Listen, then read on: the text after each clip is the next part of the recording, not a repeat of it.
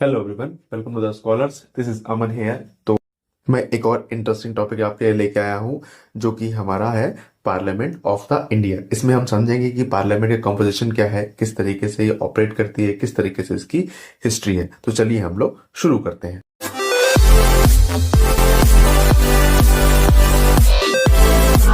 तो चलिए हम लोग जानते हैं किस तरीके से हमारे जो प्रेसिडेंट ऑफ इंडिया है उनका इलेक्शन होता है। जैसे कि मैंने बताया था आपको कि जो इलेक्शन हमारा होता है, यानी कि जो हमारा इलेक्शन होता है वो होता है नो डायरेक्ट इलेक्शन।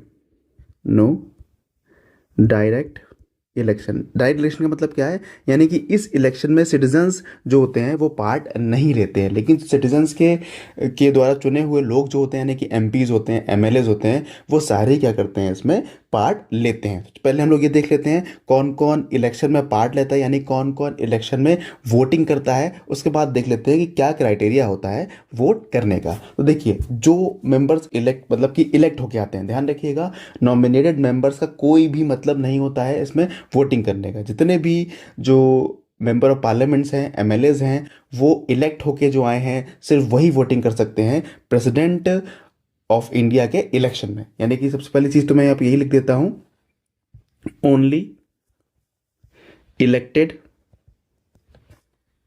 मेंबर्स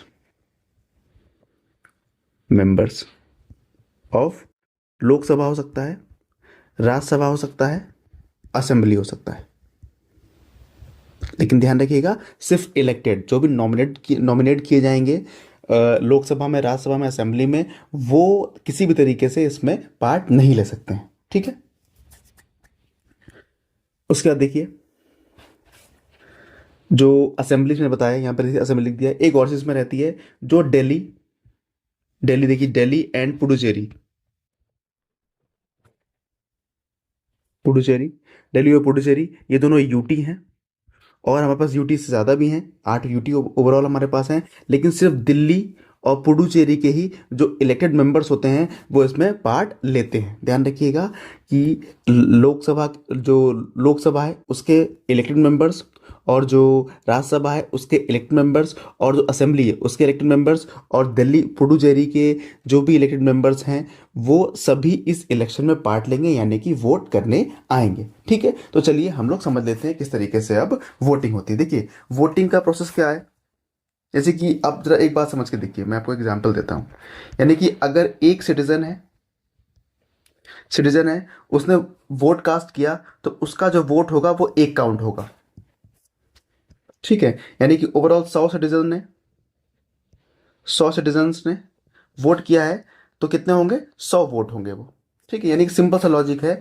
ये हमारे किस में होता है, ये जो डायरेक्ट इलेक्शन होता है हमारा, डायरेक्ट जो इलेक्शन होता है उसकी बात कर रहा हूं मैं।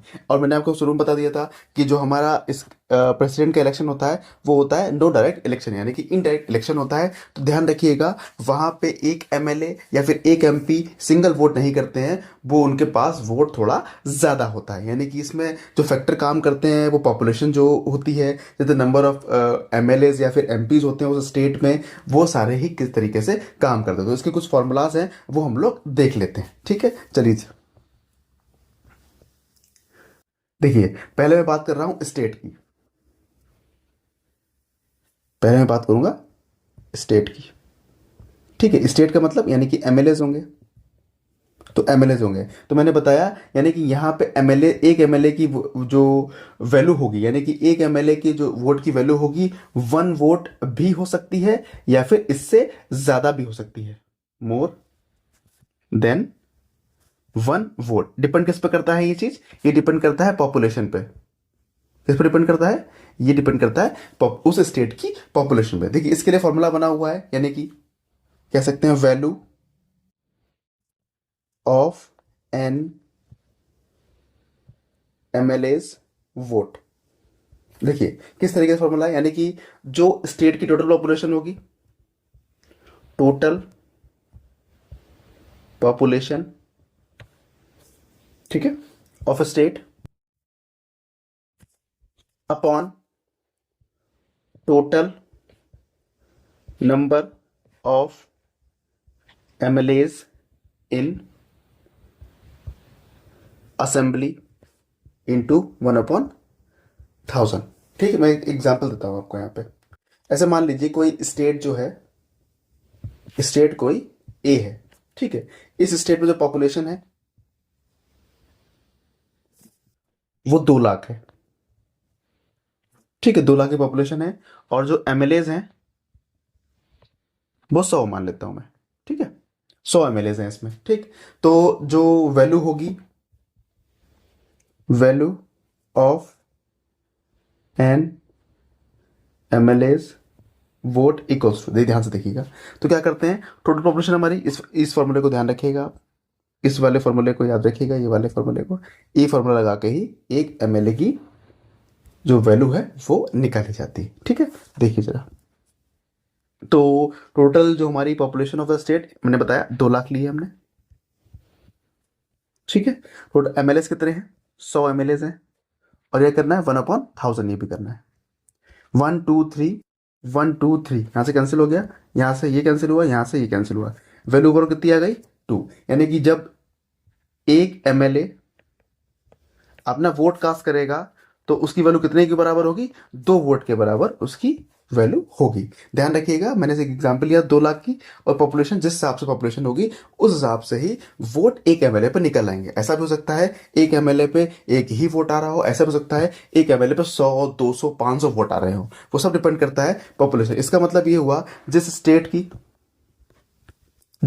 की पॉपुलेशन बहुत ज़्यादा होगी, पॉपुलेशन ज़्यादा होगी और एमएलएस का नंबर ज़्यादा होंगे, वहाँ पे क्या होगा, वहाँ पे चीज़ें ज़्यादा रहेंगी, यानी कि वहाँ पे जो वोट की वैल्यू होगी वो बहुत ज़्यादा होगी। जैसे कि अगर हम बात करेंगे, सबसे ज़्यादा पॉपुलेशन का स्टेट कौन सा है, हमारा उत्तर प्रदेश है। और सबसे ज़्यादा जो सीट्स रहती हैं वो लोकसभा में, सॉरी असेंबली में, सबसे ज़्यादा सीट कहाँ पे हैं, वो उत्तर प्रदेश में ही है। तो ध्यान रखिएगा, उत्तर प्रदेश से प्रेसिडेंट के जो इलेक्शन में एमएलएस की जो एमएलएज होते हैं उनकी वोट की वैल्यू सबसे ज़्यादा उत्तर प्रदेश में ही रहती है हमेशा, क्योंकि पॉपुलेशन ज़्यादा है और नंबर ऑफ एमएलएज भी ज़्यादा होते हैं। अब हम लोग समझ लेते हैं किस तरीके से एमपीज का वोट काउंट होता है। मैंने बताया आपको, क्योंकि असेंबली वाले भी काउंट किए जाते हैं, असेंबली मतलब मेंबर, जो एमएलएज हो गए हमारे, विधायक हो गए, ठीक है। और जो एमपीज के काउंट किए जाते हैं उसके लिए एक अलग फॉर्मूला है, मैं दिखाता हूं आपको।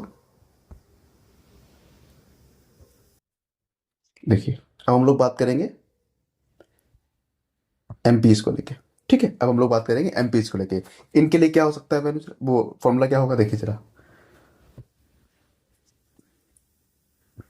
Value of one vote of an MP, ठीक है। इसके फॉर्मूला क्या है, टोटल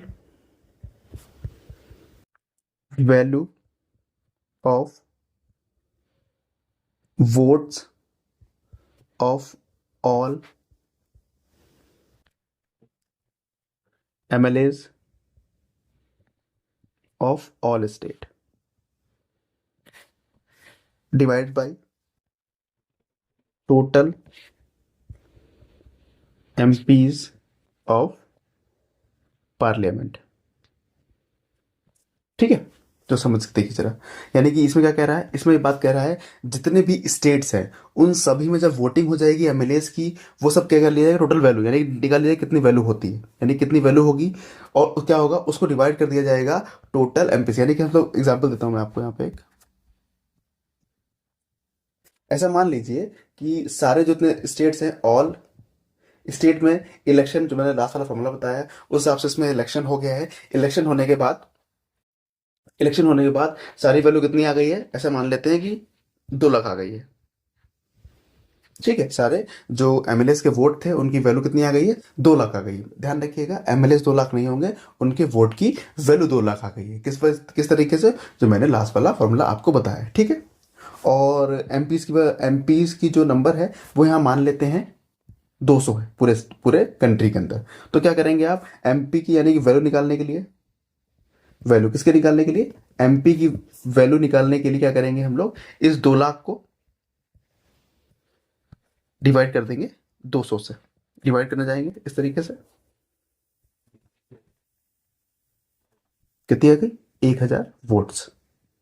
यानी कि अगर ये सिचुएशन बनेगी इस तरीके वाली, तो क्या होगा, एक मेंबर ऑफ पार्लियामेंट की एक वोट की वैल्यू कितनी होगी, 1000 वोट के बराबर होगी। ठीक है, समझ में आ गया? आई होप आपको समझ में आ गया होगा। ठीक है, तो आई होप ये समझ में आ गया होगा किस तरीके से इलेक्शन होता है। मैंने आपको दो फॉर्मूला बताया, एक एमएलएस के लिए बताया है और दूसरा एमपीज के लिए बताया है इस तरीके से। और एक बात और बताई मैंने आपको कि नॉमिनेटेड मेंबर्स इसमें अलाउड नहीं होते हैं। ठीक है, आई होप आपको समझ में आ गया होगा। फिर भी अगर कहीं पे किसी पोर्शन में आपको कंफ्यूजन रहता है तो आप कमेंट सेक्शन में बता सकते हैं, मैं उसको दोबारा आपको समझा दूंगा। ठीक है, तब तक के थैंक यू वेरी मच।